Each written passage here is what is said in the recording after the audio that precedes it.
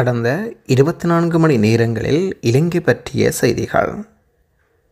இன்று நள்ளிரவு தொடக்கம் அமுலாகும் வகையில் சில எரிபொருட்களின் விலைகளில் மாற்றம் செய்யப்பட இருப்பதாக மாதாந்த எரிபொருள் விலை திருத்தங்களின் அடிப்படையில் இந்த விலை திருத்தம் மேற்கொள்ளப்பட இருக்கிறது.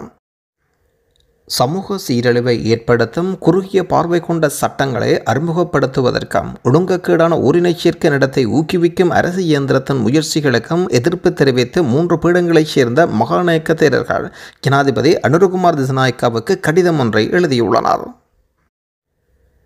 ரக்பி வீரர் வசீம் கொலை செய்யப்படுவதற்கு முன்பு அவரது வாகனத்துக்கு பின்னால் பயணித்த மற்றொரு வாகனத்தில் இருந்த ஒருவர் ஒழுங்கமைக்கப்பட்ட குற்றக்குழு உறுப்பினர் மிந்தனியா என்பவரால் அடையாளம் காணப்பட்டிருப்பதாக பதில் காவல்துறை ஊடக பேச்சாளர் அறிவிக்கின்றார். தமிழ் தொழிலதிபர் ஒருவரை 16 ஆண்டுகளுக்கு முன்பு மிரட்டி அரிசி லாரியை கொள்ளையடித்ததன் அடிப்படையில் குற்றம் சாட்டப்பட்ட முன்னாள் உள்ளூராட்சி மன்ற வேட்பாளர் சம்பத் உடனடியாக கைது செய்து ஆஜர்படுத்த உத்தரவிட்ட கொழும்பு மேல் நீதிமன்றம். ஜப்பானுக்கு விஜயம் மேற்கொண்டிருக்கும் ஜனாதிபதி அனுரகுமார் திசாநாயக்கா இன்று ஸ்தாபகர் தலைவர் சகாவை சந்தித்து கலந்துரையாடலில் ஈடுபட்டுள்ளார்.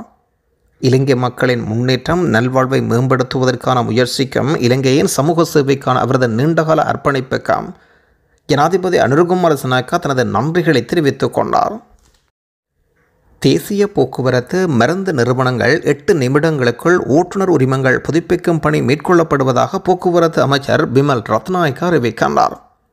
இலகுரக வாகன உரிமங்கள் ஒவ்வொரு 8 வருடங்களுக்கும், கனரக வாகனங்கள் உரிமங்கள் ஒவ்வொரு 4 வருடங்களுக்கும் புதுப்பிக்க வேண்டும். கொழும்பு பங்குச் சந்தையின் அனைத்து பங்கு விலை சுட்டன் என்று அதிகரிப்பை பதிவு செய்திருக்கின்றது. அதன் அடிப்படையில் அனைத்து பங்கு விலை சுட்டன் 102.30 புள்ளிகளால் இதுவரை இல்லாத அளவுக்கு அதிகரிப்பை பதிவு செய்திருக்கின்றது. இலங்கையில் வளர்ந்து வரும் பொருளாதார வாய்ப்புகள் ஆராய்வதில் இணையுமாறு ஜப்பானிய வர்த்தக சமூகத்துக்கு ஜனாதிபதி அழைப்பு. ஜப்பான் இலங்கை இருதரப்பு வர்த்தகம் முதலீட்டு உறவுகளை மேலும் வலுப்படுத்துவதோடு தனியார் துறை அதற்கு ஊக்குவிப்பதற்கும் இலங்கையில் வளர்ந்து வரும் பொருளாதார வாய்ப்புகளை ஆராய்வதற்கும் கைகோர்க்குமாறு ஜனாதிபதி அனுரகுமார் திசாநாயக்கா ஜப்பானின் வர்த்தக சமூகத்துக்கு அழைப்பு விடுக்கின்றார். ரணில் விக்ரமசிங்க குறித்து மஹிந்த தெரிவித்துள்ள கருத்துக்கள். ரணில் விக்ரமசிங்கவும் நானும் தேசிய பொறுப்புகளை நிறைவேற்றும் போது பரஸ்பர மரியாதையை பேணக்கூடிய ஒரு அரசியல் கலாச்சாரத்தின் சமகாலத்தவர்கள் என்று பதிவிட்டிருக்கின்றார் மஹிந்த. கடந்த சில நாட்களாக தங்கத்தின் விலையில் மாற்றங்கள் ஏற்படவில்லை. 24 கரட் தங்க பவுன் ஒன்றின் விலை 3,29,000 ரூபாய். இதே நேரத்தில் 22 கரட் தங்கத்தின் பெறுமதிகள் 3,01,650 ரூபாவாக பதிவாகியிருக்கிறது.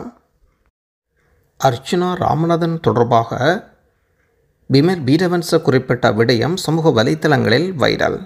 பிமல் வீரவன்சவிடமிருந்து வருமென்று எதிர்பார்க்கவில்லை சமூக வலைத்தள ஆர்வலர்கள்.